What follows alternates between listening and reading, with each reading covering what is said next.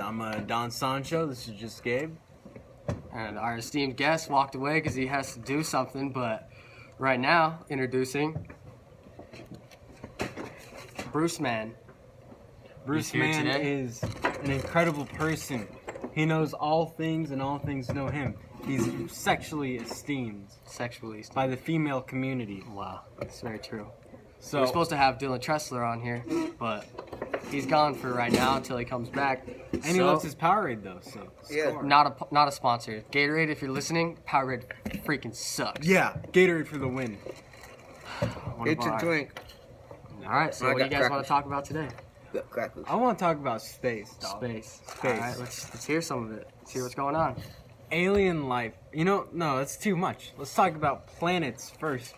The fact that there's even life on this planet is insane. There are over 100 variables for life to be created on the planet. We have all of them, including a moon exactly our size, a giant planet nearby to take away all the asteroids, all of it.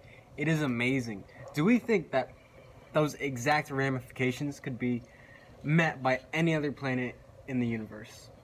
I think so.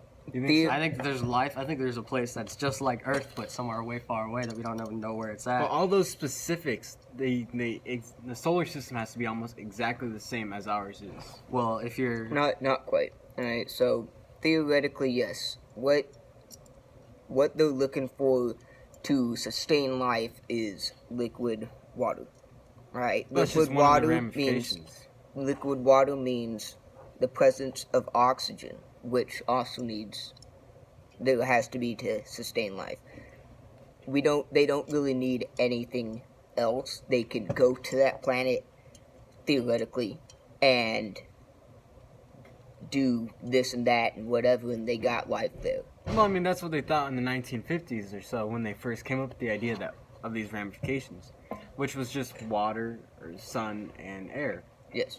But since then, we've had so many ramifications. Like, we need a planet nearby, a giant planet like Venus or something like that draws away all the other asteroids so we don't get bombarded by all of them. There are over 50 or 100 ramifications for life to exist on a planet. And that's one of the biggest arguments against atheism and the idea that there's so many specifics that it just couldn't happen. Theoretically, the chances are 1 in 1,000 that this could just happen. And it did happen. But the idea of the best defense for creationism is that a creator made this with all these ramifications for a planet suitable for life. For life. Yeah. Yeah. I don't know if I 100% if that makes the most sense, but I mean, it sounds right to me. You understand what I'm saying, right? No, I wasn't paying attention whatsoever. Namelessness, the podcast where we talk about something. And I don't listen. The co-host doesn't listen at all. Give us your thoughts, though. What's on your mind? My thoughts on, the ramifications of life, is that how you put it? Yeah. Or anything. Just space, man. Just space. Wow. Space. If we're talking about, space as a whole in general, I feel we aren't the only life forms out there. I feel that there's countless numbers of our same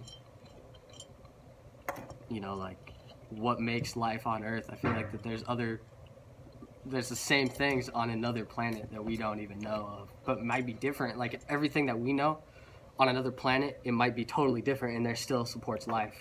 Yeah, I mean I find the chances of there being an exact same species evolving on a different planet, I don't believe that could happen because we adapted to this planet, to the gravity, the atmosphere, of years to be here. We could have humanoids that look like us, but maybe they have a claw that comes out of their foot, so they could kill a space ox or something. Or instead of breathing oxygen, they breathe some other gas. Helium. Helium or something. That'd be the coolest thing ever. Because all their voices would be high. Yeah. Well, in theory, that's what helium does to us, but maybe to them, they sound totally normal. Yeah, maybe it's oxygen that does it to them. Ooh, hey, that's a good point, actually. Yeah. Instead of sniffing up on oxygen on other planets. Yeah. Oh, instead of their balloons flying in the air, they fall because oxygen is heavier than. That's the most boring thing I've ever heard. I never said that the birthday it's parties a rock, were gonna be but plastic. Great. Yeah. Yeah, exactly. Could you imagine another planet since they like evolve different. Their holidays and traditions, what they would be like. Maybe instead of like a Christmas tree, they have a Christmas rock. Yeah. To celebrate rocks falling from the sky around this time of year. And a year lasts for like a minute. So every minute you just have a new rock and another rock just falls from the sky. Or like, the year could be maybe it's a dead 400 days. It's not like anything super specific, like 235.9. That like is very ours. specific. It is. But anything just like dead flat, 400 days. And their days could be like 30 hours, who knows? That would be interesting.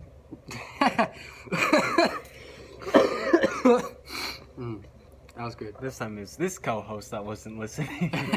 See what I mean? Yeah. Next topic or what? Is that the segue? I don't think so. I think I have a couple more things to add. All right, let's Just two hear things. it. Yeah, let's hear it. Lay it out. I think if Like, like pick up what you put down. pick it up, put it down, give it around, give it back to the town. Damn. I think that like on the idea of like a different universe, like As the a whole, multiverse universe theory. as a whole. I think that just boggles my mind.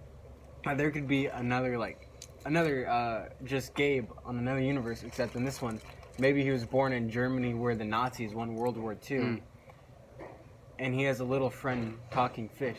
Like In Nemo, but Yeah, in a multiverse of Not a infinite codfish. possibilities, that guy exists, and his actual name is just Gabe. you know how you said infinite possibilities? You know, it's crazy to think about how pretty much any like variable to anything has probably happened or will happen. It's crazy. It's Or crazy. could happen, but might not. But still good. Just went right here. That's what that did. Yeah. Yeah, and the last thing I want to talk about is other life. Say, like, we discovered, like, a giant ship coming our way and had a giant message on it and said in the, like a Hitchhiker's Guide to the Galaxy, it said, like, don't panic on it or something. And it came to us. I feel bad for those aliens. We'll probably, like, what Americans did to the Native Americans when we first started migrating westward. I think a similar thing could happen to the aliens. Like, they'd get our viruses, we'd get those, and we'd expand and conquer, and, like, all that would happen, and it'd be pretty bad. Pretty bad isn't how. But Pretty bad as in they all die from Our aliens. diseases. Yeah, they die from, like, our diseases, and we get alien smallpox. Yeah. Alien measles, not a good time. You don't want that. Alien AIDS. Alien, yeah. Don't be fucking with Space that. AIDS. Space It AIDS. makes your genitals look like the ponytails from Avatar. Oh, hell yeah. Hell yeah. Ah, that That's a good God, that'd be horrible. So is that how they have sex in it? Like, What, 'cause- in Avatar? yeah, like their hair. Like, have you seen like there's that one scene where they like wrap their hair together and it goes like this? And I think how that's they- their version of sex. Yeah. But they do that to the To the things that they ride. Yeah. So are they having sex with the things that they ride? I think you just dumbfounded us. You present good theories, Dante. Thank you. You do too. Oh, thanks. You're welcome. And Bruce, this guy. Bruce, And as our second episode being on a special guest, how does it feel? How does it feel to be back on again? Out of default. Yeah, out of default. I don't know. So rude. So rude. Well, how do you? We're just gonna move on. We're gonna move on. New topic. New Just topic. Gabe, what is it? Just Gabe, what is it? Yeah. Well, I want to talk about Burt Reynolds. Burt Reynolds. I want to talk Let's about just take God. a moment of silence while saluting. We're gonna get demonetized. There's our. You know what? I think. Oh, anyway, Burt Reynolds. I was listening to the Armchair Expert Dak Shepard's podcast, and the day that Burt Reynolds died, I was listening to a story that one of Dak Shepard's guests was doing, and so look, our guest just appeared, so I think he's gonna be on. Our original guest. The OG guest that was supposed to be on is Well, now But he just not left. on. He's He up he and left. But anyway, he was talking about how he was living with a stuntman who he was talking about a stuntman and him that were living together, and how the stuntman broke his back and he wanted Burt Reynolds to take him to the hospital. Hey, Burt Reynolds is dead. Burt Reynolds is dead. So He's alive in our memories. introducing our esteemed original guest. To the left over here, to my left, is Christian Kaler. He's out of the frame right now. He should be coming in any minute. Which But is gonna ruin the podcast. he's looking around. There's a chair right here for you, pal. Just Come hop hop on squat. Come sit with us. Enjoy. You're gonna be famous, man. So what about Burt Reynolds? What do you have to say? He's dead. He's dead. DED, dead. Anything you want to talk about DOD specifically? We already talked about space and stuff like that. It's your turn to contribute. You know what?